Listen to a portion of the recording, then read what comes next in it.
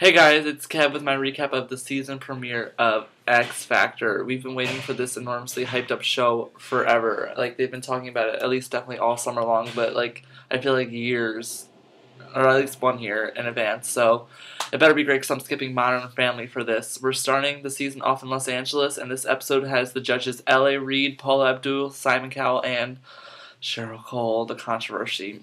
I freaking hated that bullshit. It was like, oh, like every time you like look at a freaking video on X Factor and it's like, give me Cheryl back. It's like, get over yourselves. It's not like she's in a fucking coffin. Okay, so the first one up is Rachel Crow. She was the little girl. I don't know if you remember, she had that freaking fro or whatever, but she has a really great personality and sang Mercy by Duffy. And she has a really great voice. She can hit those high notes, whatever, blah blah blah. You know she's gonna be there forever. She's only like 13 or something. So 4 yeses for her, and she's through. So there was a montage of good people. There was this big muscle black guy, I don't know, I didn't catch his name, a young 14-year-old Asian, and this little white young kid boy who if he makes it far, he's like, they're trying to like set him up like he's like the next Justin Bieber or something. He's gonna get so many freaking votes if he makes it far. So next up was Siamese. He was some kind of prince wannabe, and I swear I said this before Simon said it. I wrote it down before that, so I wasn't going to delete it because obviously if Simon said it, it's the freaking holy truth. So, yeah, he started singing, he was taking off his shirt and doing splits and whatever. It was really weird. I don't know. I don't even know what song he was singing. All I can remember is that he was doing high voices, but whatever.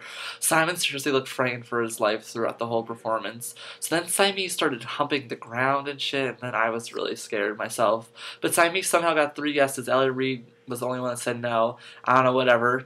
So then that was the end of day one. That's all they cared about day one. So whatever. So day two starts off with Dan and Benita. Dan is 70 years old and Benita is 83, and they're married. And let me just say that they are absolutely stunning. They're stunning. If I saw Benita right now, I'd ask her where she got that hat because it is horrible. And that sequin outfit was gorgeous, right? Am I right? They're gonna be selling it all over freaking New York Fashion Week, I don't know, wherever, somewhere. So they're the first group to be shown, so I want to see how they're going to do. Let's break in our freaking group something, I don't know.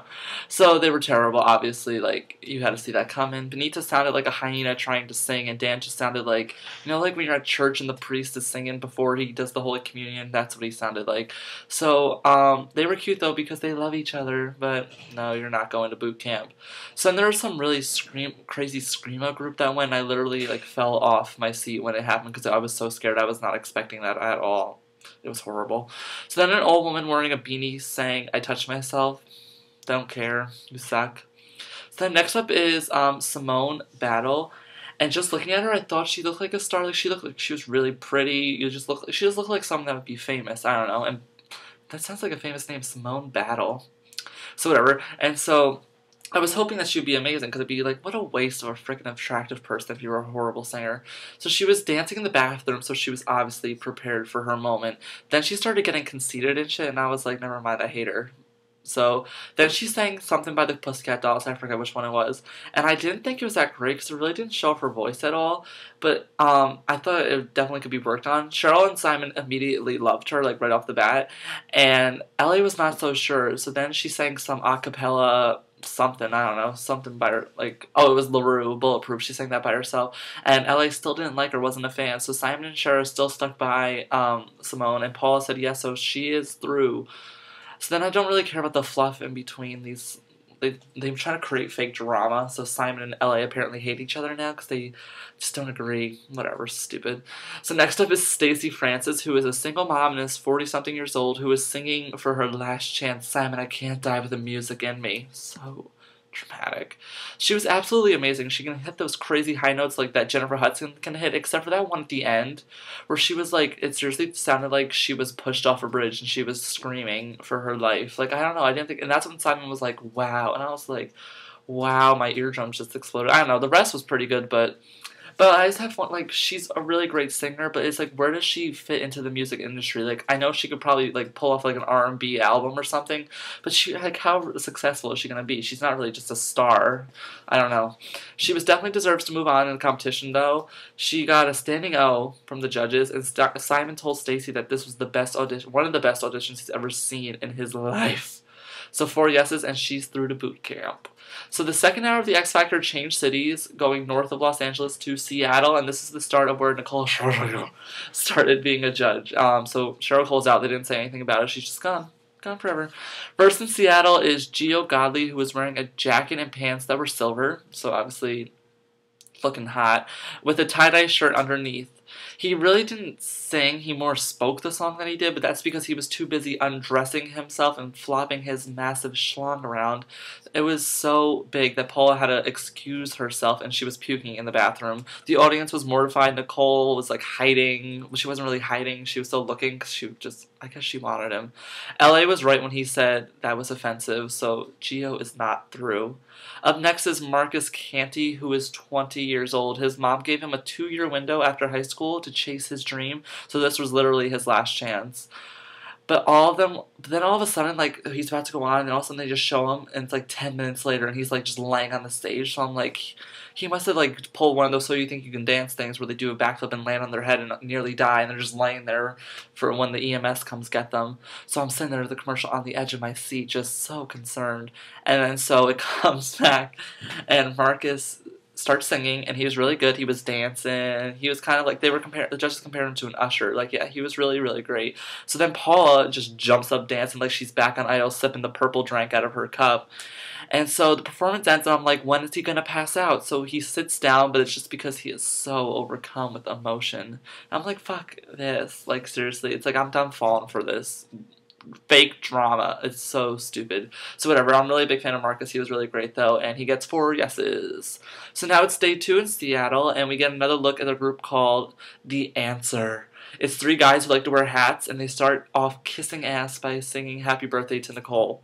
How old is she? Like 28, 38, 78? I don't know. She's old. So they start singing Rolling in the Deep mixed with Till the World Ends, and they all have pretty good voices. They all blend well, so I love them. That's what, in a group, you really just need to have like one singer that's really great, and then everyone else can just blend with them. So they get 4 yeses, and they're going to boot camp. So next up is Nikki Collins, who's 23 and from Maryland, and she was awful, so I'm not wasting time on her dumb ass. She literally sounded like, she sang a Mariah Carey song, and it sounded like if you put that Mariah Carey CD and you played it, well, first you broke it in half and then you tried to play it. That's what it sounded like. So there's another bad people montage, don't really give an F word. And then the show ends with Chris Renee, who is a garbage man that just got out of rehab for drugs.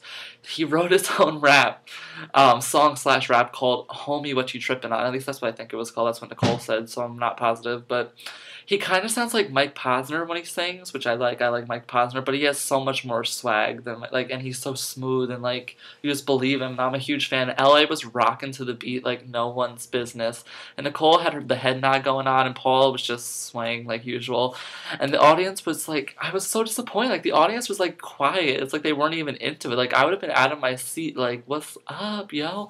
They got excited after like when the performance was over. Then all of a sudden they started cheering like they were like allowed to. It was like they got let out of jail or something. They were so excited, and the judges were standing up too. So he got 4 yeses, and LA was like, keep it straight, my brother. And then Simon's like, just don't go back to where you were. He gave him some sort of advice, like, don't go back. Don't go back.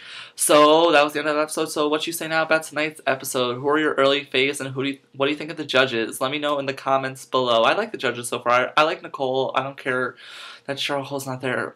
Who cares? Whatever. I'm going to make a video Friday on my thoughts of the show in general, like what I think about it, and Steve Jones, the host, who they barely showed at all. I'm not sure if it's because like they had Nicole Scherzinger co-hosting with him early on, so they barely had anything to show him by himself. But if you guys have any other questions, leave them in the comments. Please thumbs up this video and follow me on Twitter, because I always live tweet during these things if you want to get my instant reaction, because I know my opinion is so amazing. Follow me at KField12. I'll leave the link down below. So yeah, I'll be back recapping tomorrow for tomorrow's night episodes.